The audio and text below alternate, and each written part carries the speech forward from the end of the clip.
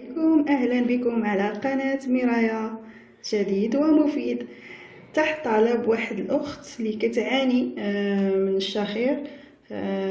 تأيت أنني نعطيها واحد الوصفة ناجحة. إن شاء الله غادي تفيدها وتفيد كل من يهمه الأمر. الوصفة سهلة وكتحتاج فقط لواحد المكونين، اللي هو زيت السمسم أو زيت جنجلان وزيت الحبة السوداء. ماشي بالضرورة هاد الماركة ما كنديرلهاش الإشهار، ولكن أي زيت حبة سوداء عندكم. الطريقة سهلة جدا. إذا كانت عندكم مخففة بحال هاد الاشكال اللي كنوريكم،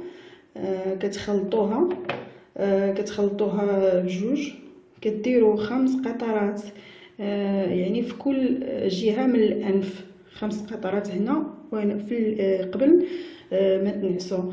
ولا كانت مركزة جدا كتاخدوا، يعني كتحتاطوا في استعمال القطرات، تاخدوا مثلا 5 قطرات من الزيت المركز ديال السمسم وديال الحبة السوداء.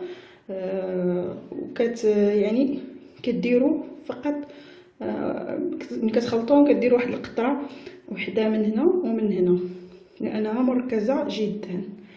المساله الثانيه، اي واحد يعني باش كنرطبوا الجو والغرفه اللي حنا كنعسوا فيها، كاين واحد طريقه زوينه ومجربه عندي شخصيا، انك ديري اي زيت عطري عندك. مثلا عندي هنايا زيت البرتقال. هادو كلهم زوين، كتعطي واحد الرائحه زوينه في الغرفه ومنعشه، كتساعدك على التنفس. عندنا زيت البرتقال، زيت الكاليبتوس، زيت الليمون الحامض،